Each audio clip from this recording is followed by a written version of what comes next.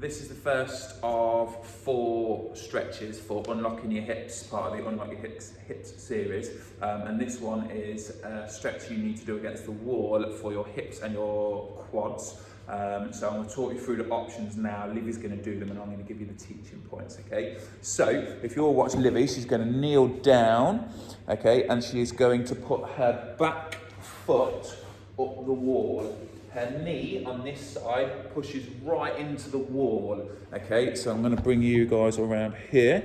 Her knee goes into the wall crease where the wall meets the floor and her foot is pointing diagonally, straight up, okay? And then from there, she's going to, at the minute, her hands are going to be on the floor, okay? So she's going to push herself into that position and her foot is going to come to, her other foot that is going to come to there. Now, some people may find that you can't even get to where she is there. If that's the case, this standing leg here is going to go on the floor so just put your knee down. That's it. So that, for some people, might already hurt.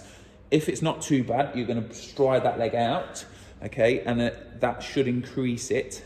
At this point, if it's really bad, keep your bum pushed against your foot, okay? If that's not too bad, what I would suggest you try and do next from here is trying to come up onto your knee. So bring your hands onto your knee and straighten your back up. And again, for a lot of people, that's going to start really hurting.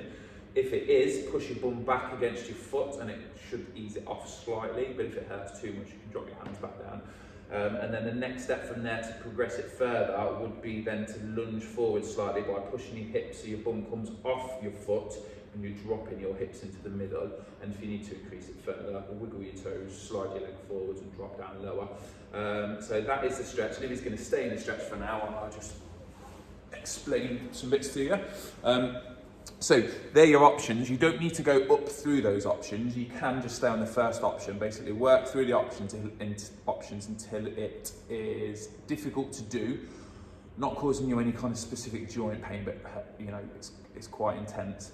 And then you're going to stay there and just focus on controlling your breathing. I would say do them for between 3 and 5 minutes, okay?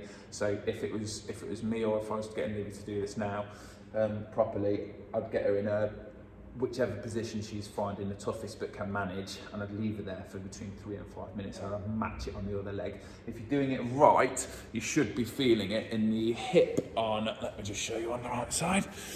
You should be feeling it in the hip on this side. Ooh, yeah, the hip on this side, front of your hip this side.